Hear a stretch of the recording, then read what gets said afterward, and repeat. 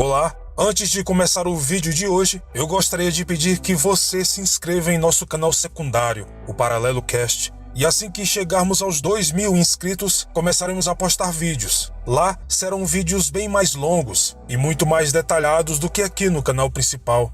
O intuito é transformar o canal secundário em uma espécie de podcast. Eu, inclusive, já estou testando uma plataforma de podcast chamada Castbox. Lá, nós já temos disponíveis 3 episódios detalhados sobre o caso de Jack, o Estripador. E muito em breve, eu irei disponibilizar o nosso podcast em outras plataformas também. Todos os links estão aqui na descrição, tanto do canal secundário quanto do Castbox. Bem, no mais é isso, muito obrigado e vamos ao vídeo de hoje.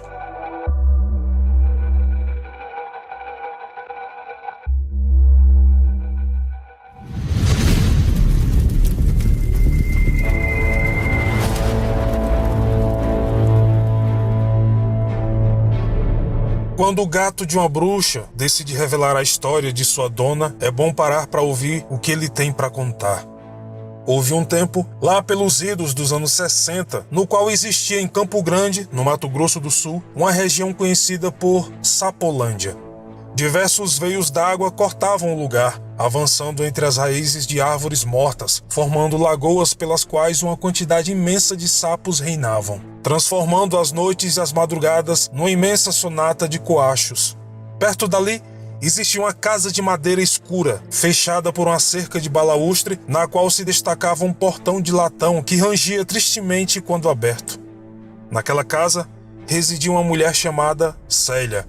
Seus atos de pura maldade, especialmente contra crianças, logo a transformariam em um mito, sendo conhecida inapropriadamente pela alcunha de bruxa. A Bruxa da Sapolândia.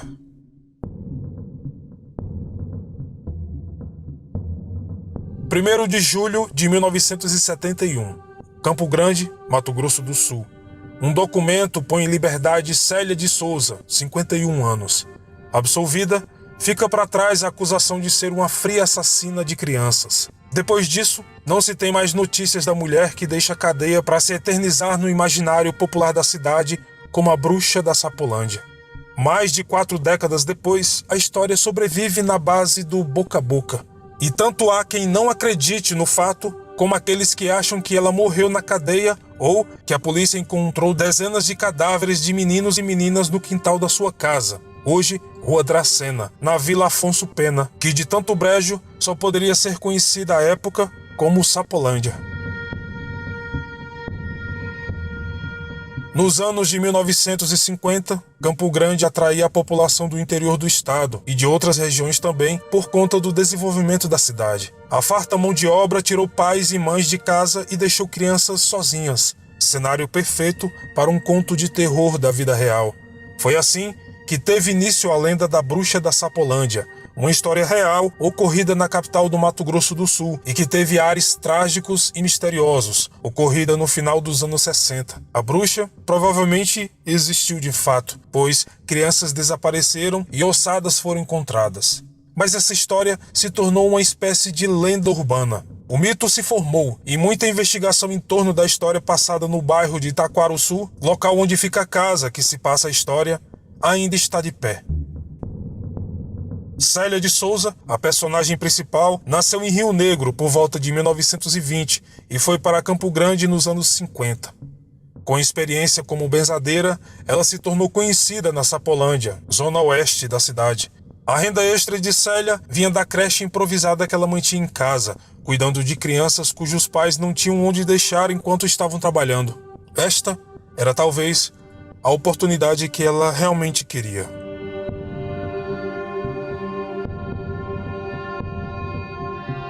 Ao chegar em Campo Grande, Célia percebeu que podia cuidar dos filhos dos trabalhadores da região. Os pais saíam para trabalhar em fazendas do interior e alguns ficavam até meses fora, deixando as crianças sob os cuidados dela. Mas, eventualmente, os pais das crianças paravam de enviar dinheiro, gerando abandono na creche de Célia. Então, foi aí que o terror começou a se instalar. A qualidade de vida das crianças caiu muito. Elas viviam em condições precárias e os pequenos passavam fome e maus tratos.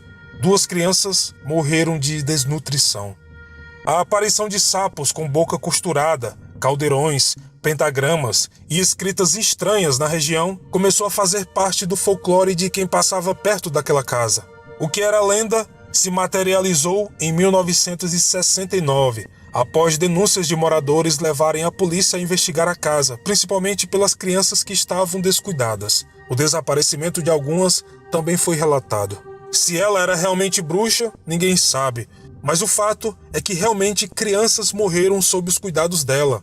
Célia não contava detalhes, mas confirmava o ocorrido. 4 crianças foram mortas por espancamento, fome, maus tratos e possivelmente rituais de magia negra. Das vítimas, 3 foram enterradas nos quintais de 2 residências diferentes. A polícia foi à casa de Célia e a prendeu de imediato, mas ela não agiu sozinha. Junto com ela estava João Luiz e Bertolino, que também foram presos. Os 3 formavam uma espécie de triângulo amoroso. No quintal, ela indicou à polícia onde estavam enterradas 2 crianças. Um menino, Jesus Aparecido Larson, que morreu em agosto de 1967, e uma menina, Dirce Silva, falecida em maio de 1967 também.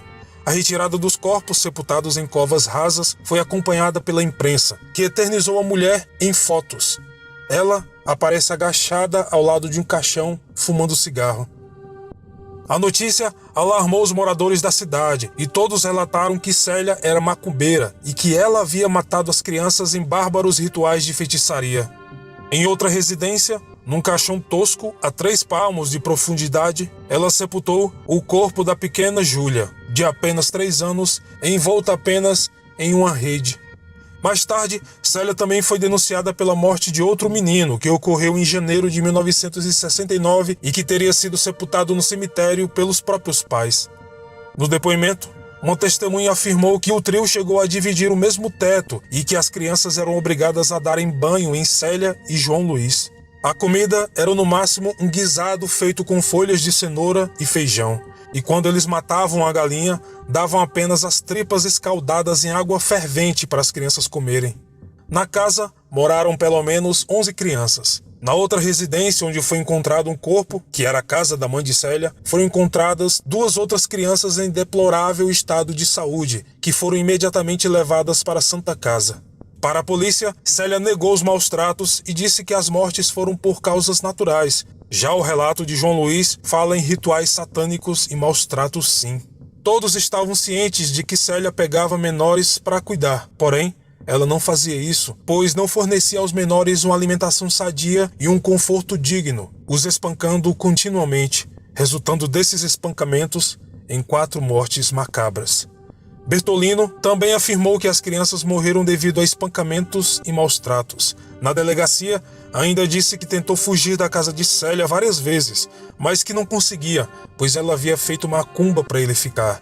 Em juízo, Célia afirmou que falou para os pais de algumas crianças para levarem elas ao médico, mas os pais confiavam em seu poder como benzadeira, e isso teria levado à morte das crianças. Na defesa de Célia, o advogado Aldir Vidal aponta que ela acabou sendo protagonista da sanha policial com o ânimo sanguinolento de perturbar a justiça, injustiçando uma pobre mulher que serviu de pasto ao noticiário impúdico e sem entranhas da imprensa despreparada e uma população leiga.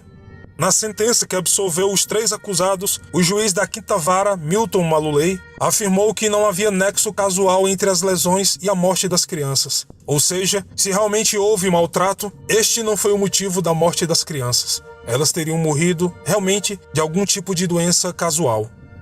5 décadas depois, na Rua Dracena, Vila Afonso Pena, região de Itaquaruçu, até mesmo quem só está passando pela cidade conhece a fama do lugar. Mas e você?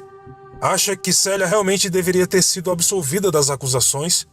Será que realmente não houve nenhum ato de magia negra e tudo não passou, como disse o juiz, de puro acaso do destino infeliz dessas crianças? Deixe a sua opinião aqui nos comentários. Bom, este foi o vídeo de hoje. Espero imensamente que tenha gostado e eu gostaria de agradecer aos nossos apoiadores na campanha do Apoia-se. São eles: Cíntia França, Agnes Aguiar, Márcia Parente, Viviane Raíssa, Angélica Lira, Araceli Santos, Janete Brito, André Luiz, Aurélio Arima, Emerson Arantes, Gabriel Rostelho, Robson Lopes, Angelita Veridiana, Ivan Batista, Jefferson de Jesus, Ana Lúcia, Wagner Matos, Luana Pereira, Juliana Rezende, Ana Cláudia, Viviane Torres, Tony Varela, João da Silva, Patrícia Faria e Priscila dos Santos. Não se esqueça de se inscrever no canal se você não for inscrito, deixar o seu like, comentário e compartilhar este vídeo com seus amigos. Aqui na descrição do vídeo você encontrará um link para todas as redes sociais do canal Paralelo Metafórico. Muito obrigado pelo carinho e atenção de todos e, como sempre, nos vemos nos comentários. Até mais.